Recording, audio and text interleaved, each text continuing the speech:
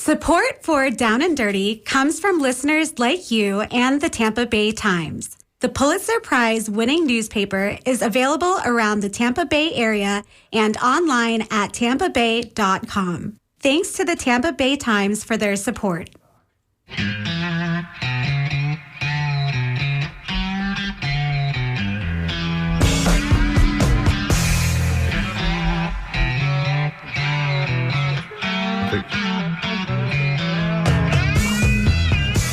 Good morning, good morning. This is John Dingfelder. You're listening to Down and Dirty on WMNF. What a lovely Friday morning, and I've got two great guests with me this morning. Vic DeMaio, good morning. Good morning. How are you, sir? Fine. Good. It's great to have you here. Fine. Bob Whitmore is a first-time guest on the show. Good morning, Bob. Good morning, John. We're going to get into a little bit of these gentlemen's history in a minute or two. But anyway, I want to give a shout-out to my beautiful, talented bride, Lynn Marvin Dingfelder, who is always so helpful to me and all of my endeavors, and I love her dearly. And Stella, our dog. Anyway, Vic, you've been on the show a couple times with me, a couple times as a guest host. I'm like the Regis Philbin now. Yeah, there you go. You got to be old to know who the hell that was. Game show host. Yeah, that's right. Regis, was on for many years at late night TV, which is, I don't know what the future of late night TV is going to be, but you've been on the air for a lot of your life in various capacities.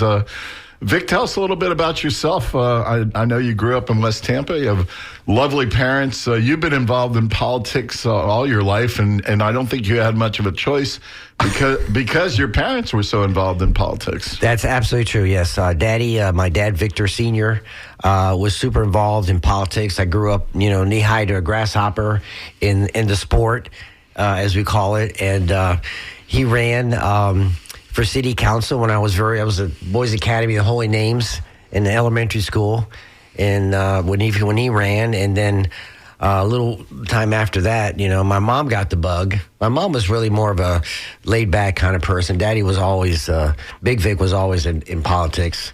He was good friends with, I think, Roland Montega and other big shots in the community. Yeah, in fact, I got a newspapers.com looking for my grandfather, who was the first doctor of the Italian Club in Ybor City around the turn of the century. Wow. His picture's up on the wall there in Ybor City if you want to look it up. But and your brother followed in his footsteps in medicine. Yes, Michael. My brother Michael is out in running a bunch of hospitals in Dallas. So he's a heart transplant guy and went to Florida, Miami Medical School, then Duke, and now he's at Baylor. Very cool. So I think you were in Tallahassee or whatever, and you got the bug too.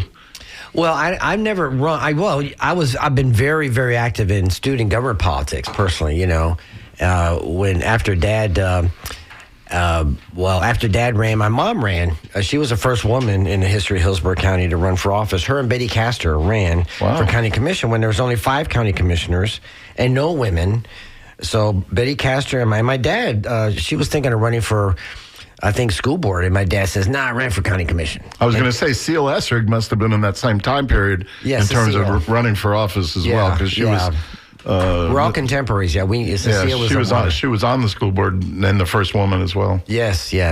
But they were the first. Betty Castor and Mercy. Now, Mercy didn't win. At that time, we had what was called multi-member districts. The Constitution changed in '68, and we went from multi-member districts where the state of Florida had no blacks, 1 Hispanic, Elva Martinez, in the entire state of Florida. Think about this. The Constitution went to 60 single-member districts where there were smaller districts. At that time, Melvin, he might have been from West Tampa, but he had to run in the whole county. So Latinos like me with a vowel at the end of my name were popular in what I call Hooterville, which is east of 301, which is Waimama, Ruskin, which now has a population bigger than the city of Tampa. Exactly. Believe it or not. Exactly. And if you look at the farming area there, if we don't ship every Mexican back to Mexico, which is a whole other story. Which is a whole other story. We can do hours on that. Hispanics make up a huge chunk of the county out there as well. So, And then Mom ran and for county commission, didn't make it. She turned around a few years later, ran for tax collector against Melvin Smith. I always thought you might run for office. No, you know what? I've always like that behind the scenes. I love to be. I know what I as a political consultant, which is getting into where I ended up in Tallahassee because I worked for a guy named Bob Graham who ran for governor. He didn't have a prayer. He became our senator as well. But Bob Graham was a little-known senator from Miami Lakes. And his family owned most of the Everglades. His family are great dairy farmers. Dairy farmers, right? Dairy farmers, and they made it very wealthy at that time. Well, now with PACs, the family could put whatever they want. This guy named Bob Squire had him doing these little shtick things. It was tried out west called working for governor, and he did. He worked as a garbage collector, making Cuban sandwiches here in Ybor City. We had him in all these different jobs to make him like a real little. Even though he's a Harvard grad, top of his class, he actually published a book about all the little one-day jobs that he did when he was governor, and I admired it so much that when I went on city council. I approached the mayor at the time and said, you know what, I want to do this. I want to go out and help them dig a ditch and whatever they were doing that particular day, collect the garbage. At the time I was 50-something, so a little more physically able to chase. That was only a couple of years ago, John. Chase people around, but anyway. And the mayor respectfully said, John, you'll just get in the way. We'll have a workman's comp claim in an hour and a half. as John ends up in the garbage. So, Bob, we are so happy you've joined us. Tell us a little bit about, where are you from originally, Bob? I'm originally from upstate New York, Kingston, New York, just right outside Woodstock in the Catskills. And as an aside, my son has a little upstate house, probably about 20 miles from Kingston. Okay, what town? Do you know? I'm trying to remember. It'll come to me in a minute. Okay, It's a little town right there on the river. Oh yeah, but it's a beautiful area. Yeah. Of course, I go up there regularly to see my grandchildren. But if you're just tuning in, we've got Vic DeMaio and Bob Whitmore on Down and Dirty. So Kingston, New York. I think you went to one of the SUNYs up there. No, I went to Syracuse. Okay, Yeah, Syracuse my brother's University. a SU grad. Really? Yeah. Okay. So, man of good character and obviously incredible intelligence. And he didn't even play basketball. Okay. Well, a lot of the people on the basketball teams don't either. Was Bob Cousy Syracuse? I'm not sure. I don't know. You got me on sports, John. Yeah, not there, huh? I know they have a weird mascot. They're the Orangemen. There's a big guy dressed in an orange running around. Yeah, the Orangemen was actually a reference to some Roman legion, and they sort of undid that and turned it into an orange. Here we are from Florida, and then farthest. And then, before they tore down the old Archibald Stadium, they actually would throw oranges. It was an open-air stadium. They would actually throw oranges onto the field, and that got a little crazy. And then they built the Carrier Dome and stopped doing it, I guess. So to answer your question, he is by Rhinebeck. Oh, Rhinebeck is right up the river. Fantastic. Yeah, you go across. That's the east side of the river, and that's where the Vanderbilts and the Roosevelts built all their giant mansions. It's a completely different world over there. Yeah, and every time I go see him, we try and take the grandkids to go see some of those. We went to the FDR Museum. Which is part of the FDR estate, and the Presidential Museum up there, and I think last time I think we actually drove by the Vanderbilt estate as well. But the nice part is a lot of those have been turned into state parks. Yep. With a lot of public access, which is really, really nice. Yeah. But actually, because real quick story, one of the reasons that the Adirondacks is actually not logged anymore, and it's actually a beautiful park, is because all of the rich people had their mansions on the Hudson, and back in the 20s, or even before that, they were logging the Adirondacks and floating them down the Hudson River to the point where you could almost walk across the Hudson River on the timber. Well, all the Vanderbilts and all the Roosevelts and all the Biltmores, they got upset about that, and they stopped the logging in the Adirondacks because it was unsightly for them to look out at the logging. It was fantastic. Nothing what a little bit of power can do, right? I know. Yeah. But in this case, it worked out well. Yeah. So Syracuse University took you where? Into a writing career. Yeah, I did. I actually had always wanted to be a political cartoonist, which thank God I am now, thanks to Ray Rowe and Creative Loafing. But I'm a writer by trade. That's what I do. But I really. But I assume you do the artwork for those cartoons as well. Oh yeah, I do. I mean, it's not just pithy slogans under the cartoon. I've dabbled to try and paint a little bit, but I'm so impressed with your artwork. Well, thanks, John. I appreciate that. It really is. I was doing it, third grade. I actually had I started a little newspaper and did cartoons in it, and then I did cartoons through high school. Did you bash the elementary school principal? I did. Well, actually, it's pretty funny because I bashed the high school. I bashed the high school principal and the vice principal. There you go. And it got me some hot water. And luckily, I had an English teacher that stepped in for me and said, it's like, so that was sort of my first blush at, you can get in trouble for these things. Yes, you can. But it's great. No, you pointed out and sent me a couple of your cartoons. They are now being published in Creative Loafing, and I think it's fantastic. One of them that came to mind as we sit here is, what'd you call it, the Statue of Limitations?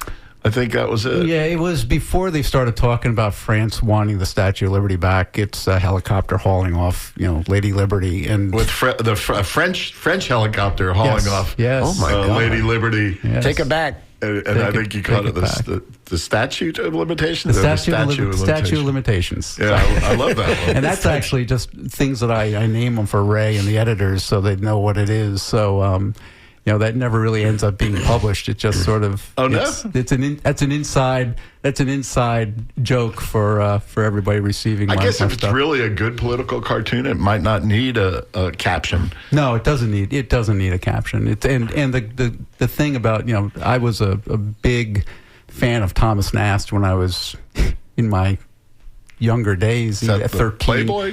No, Thomas Nast took down Tammany Hall with political cartoons. Oh, He was a man before his time. Where did he publish in in? New York City. The Times? There were probably 137 newspapers in New York at that time, and I don't know exactly where he published, but famously he took down Tammany Hall. So there's plenty of fodder, not to be confused with Mutta, but anyway, there's plenty of fodder these days. God, I'm in a mood, aren't I? Yes. For political cartooning, tell us some of your more recent ones. Oh, well, the one that I did that's running this week, Thursday, has to do with the Gaza famine. And a little more serious. Yeah, it's funny because I try to avoid describing my cartoons. It's kind of like trying to describe a Seinfeld episode. You just don't do it justice. You sort of have to catch it. It's a cartoon about nothing, is it? No, it's not. God, hopefully not. It isn't a cartoon about nothing. But this one is a starving child standing at a wall separating Gaza and Israel, and the caption at the top is "Wailing Wall," and the child is, of course, begging for food. So. You try to toe the line between really sort of depressing people and also just making them think. So hopefully, the thing about political cartoons, I think it's like an early meme form. It'll make you think, but I'd like a lot of times for the cartoons that I do to also make you smile a little bit. This one, not particularly. The one of Lady Liberty being hauled off by a French helicopter. Cute. Possibly. That's a cute one. If you're just tuning in, you're listening to Down and Dirty on WMNF in Tampa. And if you want to join the conversation, it's 813-239-9663. I'm joined by good friend Vic DeMaio and another good friend, Bob Whitmore. And Vic is a political consultant of sorts, and overall general gadfly. That's right. and Bob has various hats, including political cartoonist. At Creative Loafing. At Creative Loafing, and he, I know he stays involved, at least on the sidelines, and sometimes otherwise in local politics as well. I think some of your cartoons, Bob, have been about the local. But let's talk about Gaza. Let's talk about Gaza for a minute. Is that how you pronounce it? No, I know. Only when I go back to New Jersey. Let's talk about Gaza for a minute, because I have to be abundantly honest. When that war first started and Hamas had invaded Israel, there was no doubt in my mind that Israel needed to strike back and strike back hard, and I was okay with it. And then it started dragging on longer and longer. And so many civilian casualties that I think many could have been avoided, but I didn't get involved, and I just tried to shut it out of my mind. And of course, as a disclosure, I am Jewish. My wife and I are Jewish. We're practicing Jews. We're not the most practicing, but we try our best. But we believe very strongly in our Judaism and Israel, and support of the state of Israel. My uncle. My great uncle Irving, every year he met with the Jewish prime minister when they would come to New Jersey to raise money for the state of Israel, and he had photographs on his wall because he was a big macher, as they say, Vic. Macher, right. But on his wall in his office, he had photographs of himself with Golda Meir and Moshe Dayan, et cetera, all those big time prime ministers. But anyway. So we feel very strongly about that. But now, this morning I read that 1,000 rabbis around the world have come out and are extremely upset about the starvation in Gaza of civilians. Bob, any thoughts? Yeah, it's horrible, and I do agree with you in the very beginning. I think a lot of people were of the mind where striking back was something that had to be done. The only cartoon I ever had rejected by my editors at Creative Loafing was about Gaza, and it showed Israel shooting fish in a barrel that actually was labeled Gaza. And that was so sensitive at the time because there was a different mind. People had different opinions and varying opinions and valid opinions about what should be done, and then it just went off the rails, and I think, personally, I think the damage is done. 40,000 people, the absolute devastation of that country is, how do we recover from that? I don't know. Remember when there was I know it's an extreme comparison, but when little playground fights, Vic, in 7th grade, and somebody's getting pulverized by the bigger guy, the bigger, stronger guy. At a certain point, somebody pulls him off and said, "You made your point," right? And I'd say that's where we are right now. And I know that I'm going to be more vocal to the extent that I have any voice at all. But I'm going to be more vocal. Vic, you said next hour, Kathy Castor's going to be here in the studio next door with. I heard that. I heard Mitch the rumor. And Ray. I don't know if that's I heard a rumor, so that might be in that true. regard. So stay tuned if you're on WMNF 88.5. But I wonder. I can't help but think they're going to be talking about that, and that's, as a congresswoman, that's somebody who might have a little more voice than us. It's hard. It's hard for a lot of people. I think. I'm Catholic, born and raised. I went to all boys Catholic schools through Jesuit, and a nice Catholic boy, good Catholic boy. But I've always been a huge defender of Israel, and I feel like Catholics and Jews are very connected, because if it wasn't for the Jews, the Catholics wouldn't be here. There you go. So I've been to Israel a couple times. Family's a charter member of the JCC in West Tampa. Before it was even built, we contributed to them. I can see the politics is very complicated. When you go to Israel, just like when I went to Cuba, you kind of cut through all the what do you call it, the hubris? Yeah, all the hubris, all the propaganda, and you kind of see for yourself, what's really going on there. And the fact of the matter is, it's a very sad situation, because the Palestinians, they're even within Israel, as as anybody's studied any part of Israel, it's the only democracy, ironically, in the Middle East. Everything else is either it's a kingdom, which is not a democracy, or a theocracy like Iran. So, and the Jews are very, there's no such thing as one simple Jew. I mean, the Jews can be from conservative to liberal, and they wear all kinds of different hats. I mean, so they're very divided. Netanyahu, ironically, is on trial now for corruption. There's an old movie here about the president of the United States that started a war because he was in so much trouble to boost his ratings. And in a very small sense that happened. Now, Israel was attacked. It was horrible. The Jews have been persecuted for thousands of years. They really have. I mean, as a people, as a nation, as a religion. But I'm not sure any of that can excuse. Let me put it this way. You're right. It was justified at the beginning. Yeah, it was justified at the beginning. And but now it's gotten to the point where, I've talked to my Jewish friends. I said, you know what? I defend everything the Jews try to do. But the fact of the matter is, you get to a point where you can kill every single Hamas person. You can put a bomb on that place, like Congressman Fine wants to do, but somewhere out of the ashes, one bad guy's gonna. You're never going to kill. It's like trying to kill German roaches. Yeah. You cannot kill them. Each one of those Hamas people has a 10-year-old child, right, who's watching and suffering. Right. And what are we creating? And which is a whole nother story. Right, but you're turning that person against the Jews. I mean, forever. It was probably bad before, but now it's horrific. But putting that aside, I was listening to NPR. I think it was a Rabbi Feldman up in D.C. And he was one of the rabbis who signed on to this, 1,000 rabbis who signed on to this letter. And he put it very succinctly. And he said, as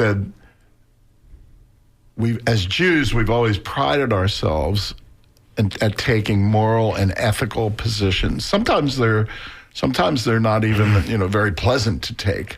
But we take them. And he said that at this point in time, he kept his mouth shut for what has been almost going on 2 years. And he kept his mouth shut. But at this point in time, he and 1,000 other rabbis realized that from a moral and ethical perspective, that this is just wrong. And when you're talking about children and innocent civilians starving next to a very prosperous country, it's just morally and ethically wrong, and that's contrary to everything that Jews stand for and have always stood for, in my opinion, my humble opinion. Not the opinion of WMNF and this station, but the opinion of John Dingfelder. Speaking of this station, if you're tuning in, you're listening to Down and Dirty. I'm John Dingfelder. The phone number to call in and join this conversation is 813-239-9663, and we do have a caller. Gary in Largo, if you're calling in about Gaza and Israel, keep it, don't yell and scream and, cuss at us or anything else, but we do want to hear your opinion. Gary, are you there? Yes, thank you very much. Good morning. Congratulations to the station for demonstrating that despite Trump Stein's hatred of public media, community radio, that the community values it and they'll spend their own money to support it. Yes, absolutely. Mm-hmm. What a great day. I think it was 2 Saturdays ago. The community came together and raised $280,000 to overcome the $232,000 that the federal and state government had taken away. The community called in $5 at a time, $100 at a time, and raise that money. Gary, thanks for bringing that up. Yeah, and that's not the topic I called. I know. Point out that it wasn't just Trumpstein; it was Satan. And the thing is that it's like this is a consumer marketplace. I guarantee you that if Fox News was having financial troubles, their listeners or cult members would not call in and support them. So you guys have demonstrated, your value, and that's obvious. And the talk shows are what I find to be the call-in shows, especially your show, Surly Voices, Mobile's show, Sunday Forum. You don't hear the truth or even discussion with rational, honest conversation anywhere else. By the way, you guys got national on that. The Tom Hartman show congratulated WMNF. Wow. Wow. Yeah. Very Good. cool. Anyway, Congrats. real quick, because it's complicated and this might sound controversial, but maybe you guys have some thoughts on this. I think I know the answer. As you've noticed, the college students and other pro-Palestinian protesters are protesting and have protested, and the genocide of Palestinians, which, you could debate whether it's a straight-up full-on genocide or incremental or whatever, that has been covered daily by most media, whether it's conservative or quote-unquote liberal.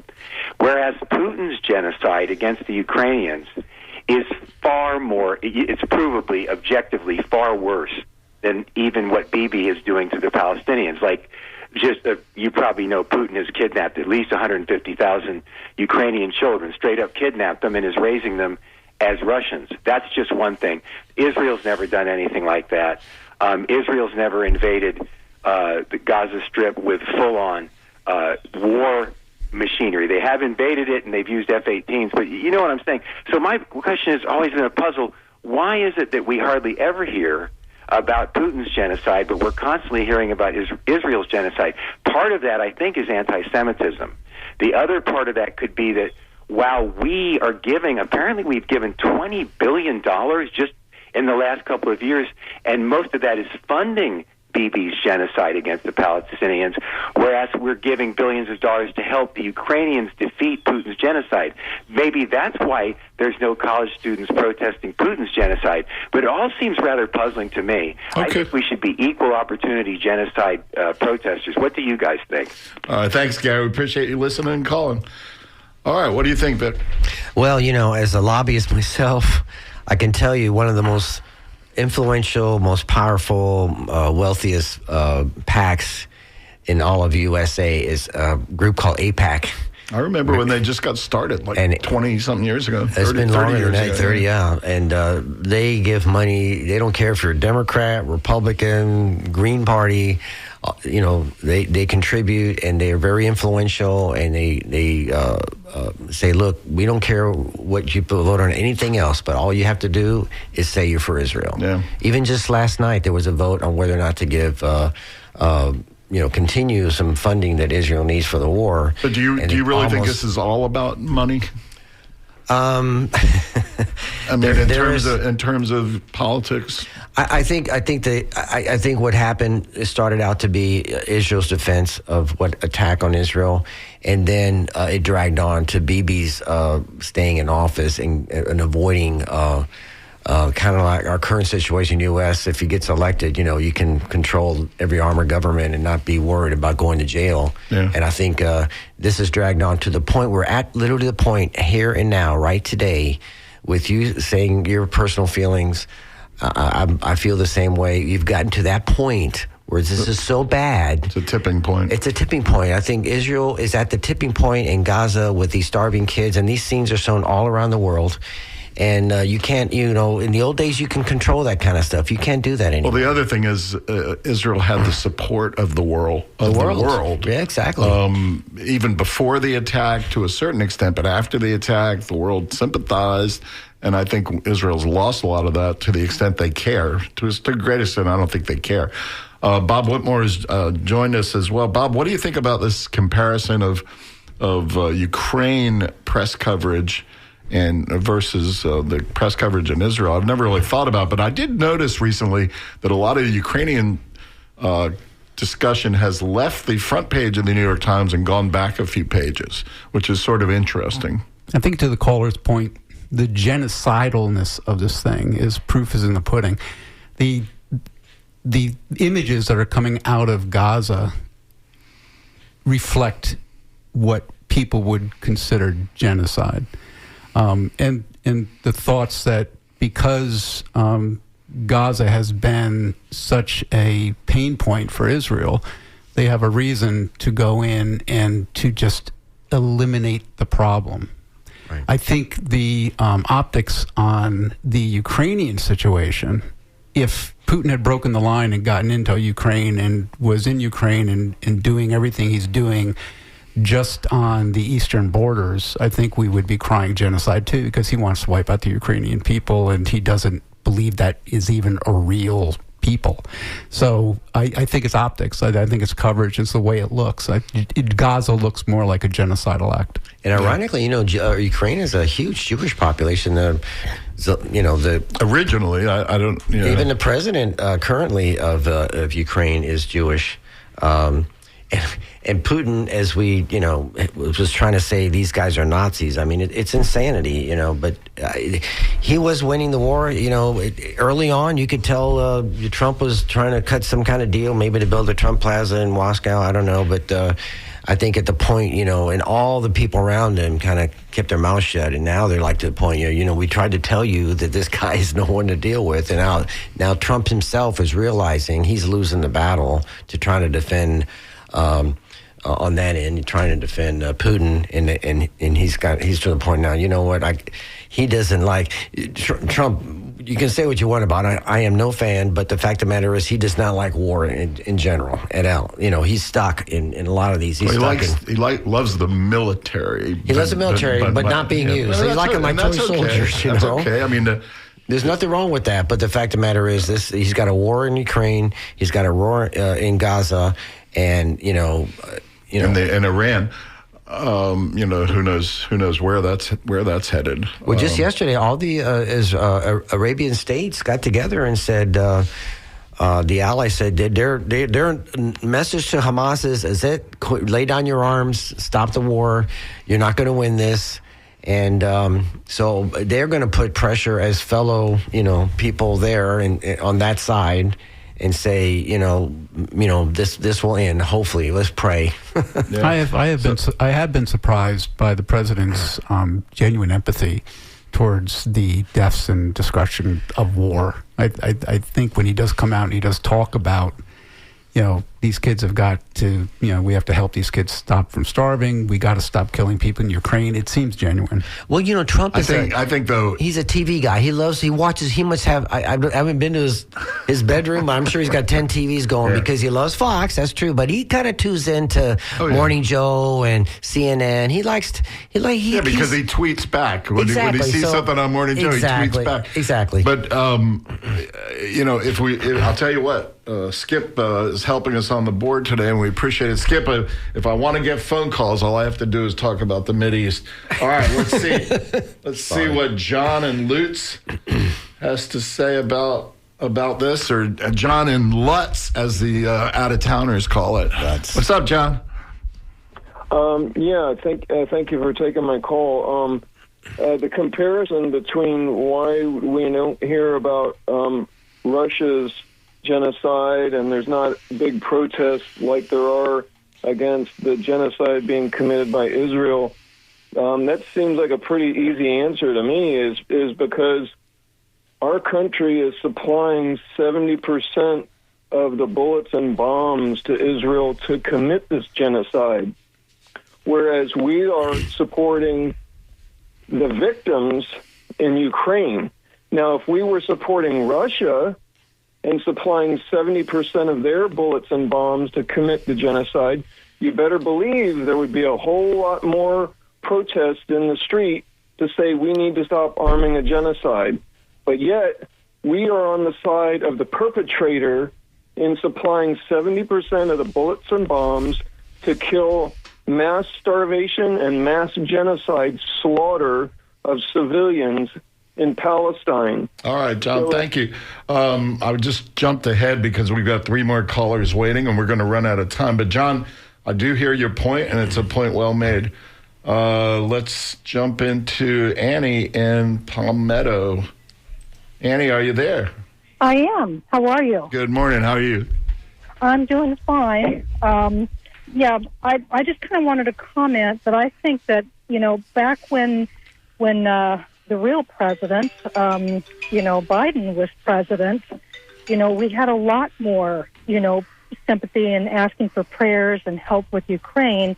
I think it's political. I mean, our current, whatever you want to call him, dictator, has been kissing, Putin's you-know-what. And I think that has a lot to do with it. I think that, there's been a lot less attention on the Ukrainians.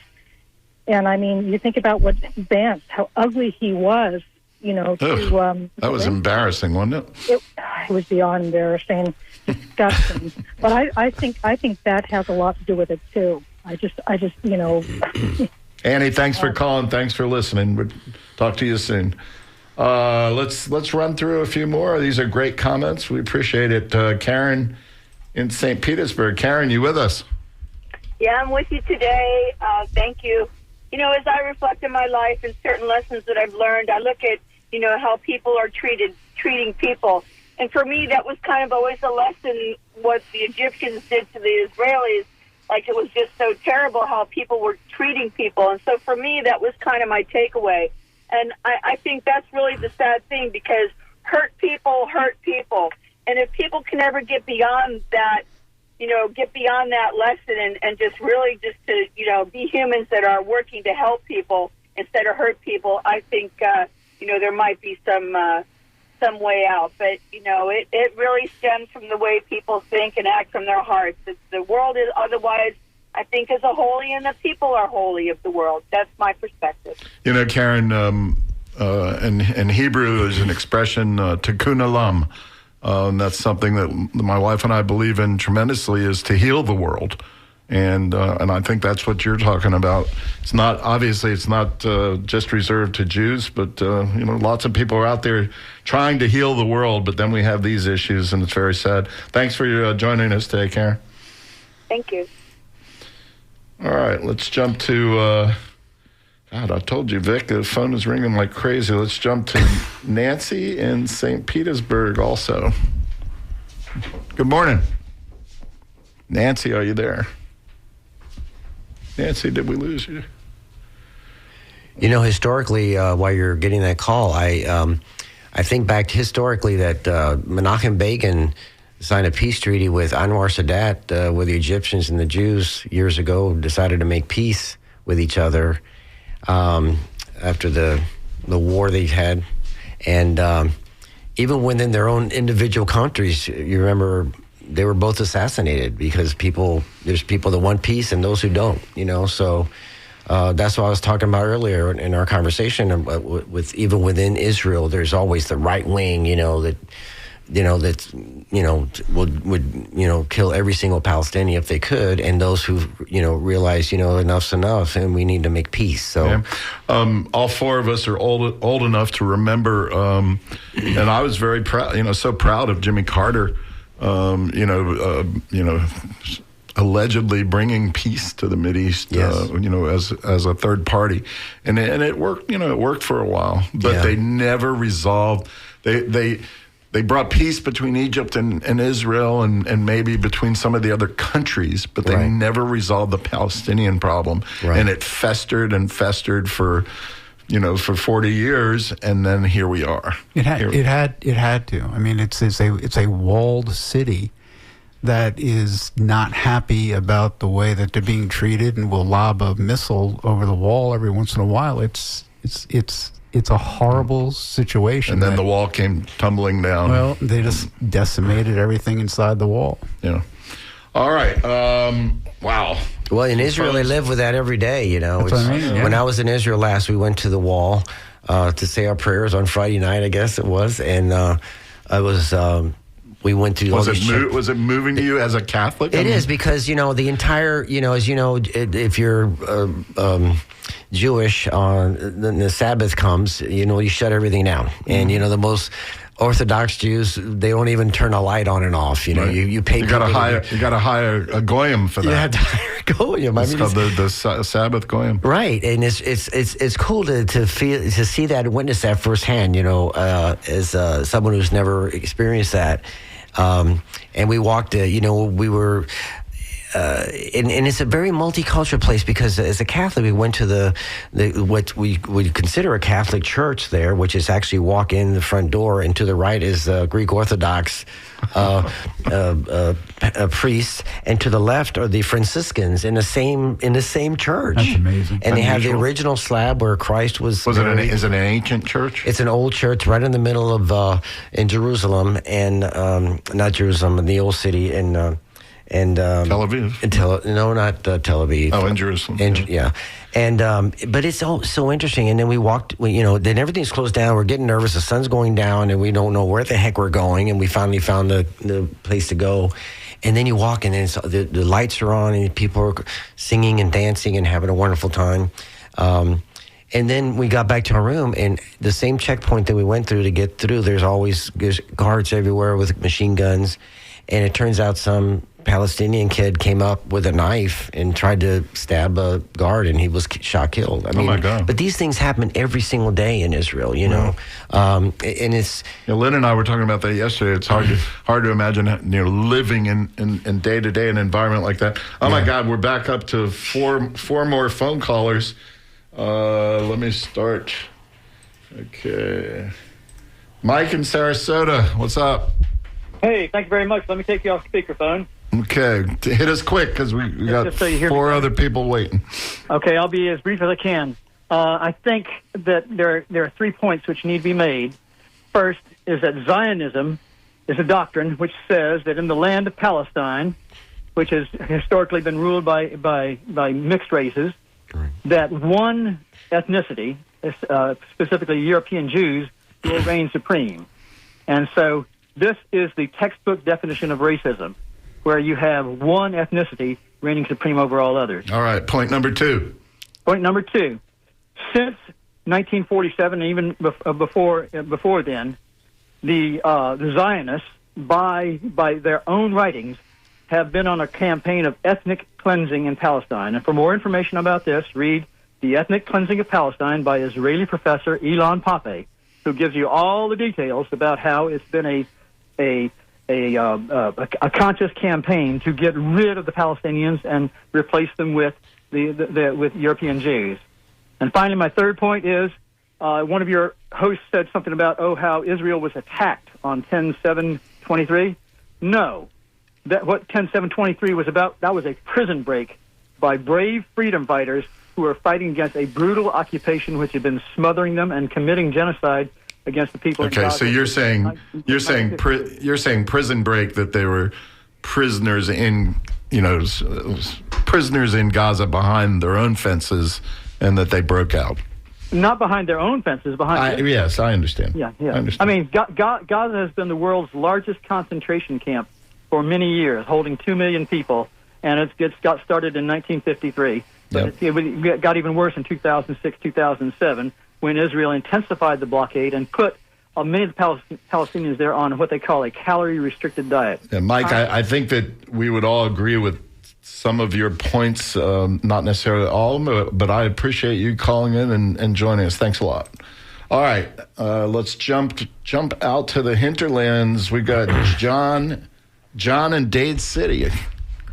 I love Dade City. Thanks for taking my call. Okay. The preceding caller made some excellent points. It's not about Judaism. Judaism is used as a fall off when bad things are happening, and it's always attack against the Jewish people. The whole thing is about Zionism. When you look at who runs America here, look at BlackRock, for example. This is not about. It's not about Judaism. There's plenty of Jews in Israel and all over the world that are standing up against what is going on in Israel, which is clearly a genocide. And having been in politics a little bit myself, I understand how things work. And when you look at the numbers with, we have a bought body politic that is not about. It's not about being Jewish. It's Zionism. What is Zionism? Zionism is the contemporary analog of Nazism, and you're seeing that full boat. See, I've got to jump in a little bit because I grew up. Zionism, not no. Let me. I interrupted you, but I'm sorry. But I grew up in a Jewish culture. And we did believe in Zionism, but my interpretation of Zionism at the time in the 60s and 70s was basically to have a country of our own, a place where Jews could be safe. And obviously this is coming off of as Vic pointed out, thousands of years of genocide and Hitler in World War II. But that was my understanding and my interpretation and my support of Zionism. I think that perhaps Zionism has gotten a little bit off the tracks. But anyway, John, we appreciate your call. We appreciate you listening. And we've only got a couple more minutes. Bob, you mentioned one of your... I guess it's sort of hard to draw cartoons because we always think of cartoons as having a little humor to them. But, you are a cartoonist. You're a political cartoonist. Has this conversation inspired you at all to the next cartoon? Your last cartoon, I thought, was very interesting. That you said was published in Creative Loafing. Yeah, every Thursday it hits the stands. Yeah, and your last one showed. Describe it again for those people who are just tuning in. There's a small boy standing at one of the walls that surround Gaza, and it's labeled Wailing Wall. And the little boy is asking for food. I would like to address one thing that one of the callers, 2 callers ago, said. The October 7th attack is unforgivable. All right, whether he wants to think that it's people revolting from a walled city, that's one thing. But it was an attack on innocent civilians in a music festival. And the atrocities that occurred, then hostages being taken, that is terrorism. And I understand that a lot of people will think that it's them sort of striking back, but it's not. It was a horrible act that we should all recognize as a horrible act and then move forward with the things that happened afterwards. I wish there could have been a poll the next day in Gaza of the non-Hamas folks, the innocent civilians in Gaza, to see how they felt about that attack. One of the cartoons that I was going to do is... you can't poll them now because their opinion is skewed. Yeah. People standing, we're going to burn down your house, we're going to kill your... people standing on a stoop of a house, and people are standing with a dog in the front lawn. They say, your dog bit us, so we're going to burn down your house and we're going to kill your children. And guys, that's not my dog. So the idea that Hamas represents everybody in Gaza is ridiculous. All right, they are an extremist group that is doing things, and these people are paying for it. And it's sad. It's irreprehensible. Thank you. Bob Whitmore has joined us with Vic Tamayo. Vic, to bring a little bit of levity, they are bringing back the Pink Panther. That's not my dog. That's not my dog. They're bringing back the Pink Panther in the form of Eddie Murphy. I know, isn't that cool? Isn't that awesome? He'd be hilarious. It's gonna be great. Can I put a plug in real quick? Please do. Plug away. I'm, as not everybody knows, but I'm president of Hillsborough County Democratic Hispanic Caucus. And one of the biggest issues we have facing today, not to change the subject, but is immigration and what's going on with the Hispanic community. And someone call that sort of a genocide as it is. Well, they're not killing people, but they're... Yeah, the Hispanics are growing exponentially here in our community. 30% of Hillsborough County is all Hispanic. I heard you got a good panel discussion coming up. Yes, and I'm plugging it on this month in August, the 19th, Tuesday, at the Cuban Club in Ybor City. We're going to have a town hall, an open town hall forum on immigration. And we have 2 of the leading immigration attorneys in the country here that are going to be speaking. But we also have our Congresswoman, Kathy Castor. Kathy Castor is going to be on the panel, along with another congressman named David Jolly. David Jolly will be there, and a guy who's running for Attorney General from Miami, Senator Jose Javier Rodriguez. He's going to run for AG. I know our current AG needs some competition. The 19th? Tuesday the 19th. In the evening? It's 6 o'clock at the Cuban Club in Ybor City. Is it admission? Or? We have if you go on the Hillsborough County Democratic Hispanic Caucus, we have links to go online to be able to make a reservation for your seat, because we think it's going to sell out. We hope it does anyway. And we want a lot of media attention on this as well. And is it only for Democrats? Or no, it's open to the public. And the fourth panelist, we have 6 panelists, but Patrick Mantega from La Gaceta is going to be on the panel as well to talk about the perspective from the 103-year-old newspaper that Lynn did a great documentary on. And you're going to moderate. Myself and Dr. Lydia Medrano, who's the former president of LULAC, and Luis Salazar, who's the head of the LBGT caucus, who's very active in my caucus as well. So, and former public defender Julianne Holt is your co-chair or vice chair. She's vice chair, and we love Julianne. She's amazing. Shout out to Julianne. And we love her to death to take over that spot. So if you want to go online and make a reservation, Hillsborough County Democratic Hispanic Caucus on Facebook, and Tuesday the 19th is going to be great. We want to fill the place up because people want to know the facts from fiction, just like this situation in Gaza that we discussed today. So. Well, speaking of Congresswoman Castor, she has just walked into the studio. She's here with Mitch Perry and Ray Roa. They're going to be on the Skinny from 11 to 12, and I'm sure one of the issues they will be discussing will be Gaza, and they will take your calls as well. Speaking of shameless plugs, Vic, Ray and Mitch and I decided with the District 5 Tampa City Council race, it's kind of embarrassing to go from Gaza to Tampa City Council. But anyway, with that race coming up soon, I think qualifying by petition was due today. It is due today at noon. Right. And so we'll hopefully in the next, I guess, early next week, we'll find out who of the 13 people who filed, how many of those have qualified either by paying $4,000 or collecting 1,000 signatures. With that said, on August 22nd here in the studio, we're going to have a debate with the surviving D5 Tampa City Council candidates, and we're excited about that. We think it's going to be very dynamic.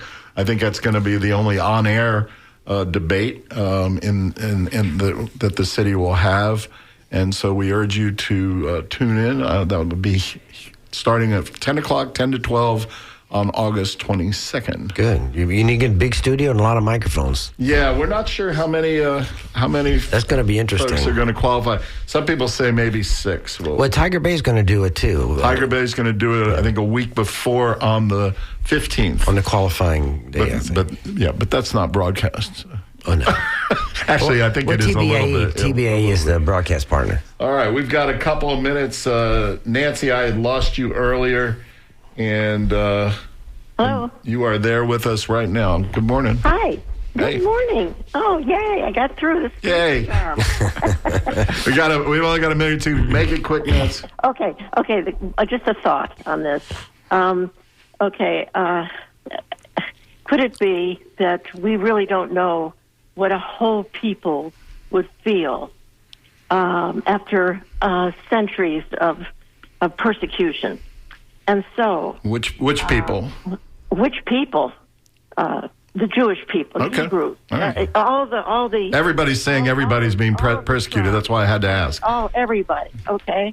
And what I'm saying is, we don't know how anyone's going to react when, after all that time, and what's happening now. As somebody else said, when people hurt, they hurt.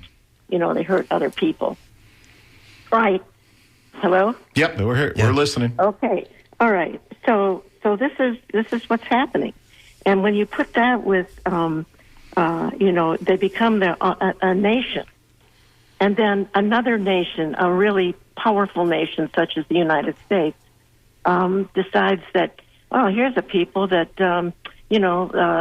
they are so freaked out, with security issues after all this time, that we're going to use that.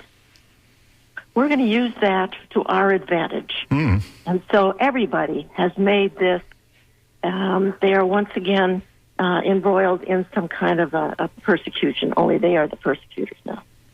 And it's been made this way. I have found it interesting that all of a sudden, especially in Trump world, that Israel, is the favored child. Yeah. I found that extremely interesting. We've talked about it a little bit on the show, and I'm going to explore it in the future because I don't really trust it. Maybe that's just the being Jewish. No, it isn't, because if you'll notice, they've made anti-Semitism a big issue Yeah. Well, this has nothing to do with anti-Semitism as far as I'm concerned. Nancy, we got to run, but we love you. We appreciate you listening, and have a wonderful day. Thank you. Thanks for letting me say that. All right, take care. All right. Well, hey, guys, we've only got a few seconds to wrap up. You've been listening to Down and Dirty. I'm John Dingfelder. We've been joined by the illustrious Vic DeMaio and the multi-talented Bob Whitmore, who is a good friend of trees as well. We have to come in and talk about trees sometimes, Bob. Oh, anytime, John. Anytime. Tree advocacy. And Bob's cartoons can be seen on Creative Loafing magazine, online, I'm sure, at Creative Loafing. And they come out every Thursday, and we're really proud of that. And I think you do a great job. Thanks, John. I appreciate that. Yeah. So join us next week. Mitch Perry's on next with Congresswoman Kathy Castor and Ray Roa and the Skinny. And you have a wonderful, wonderful weekend. WMNF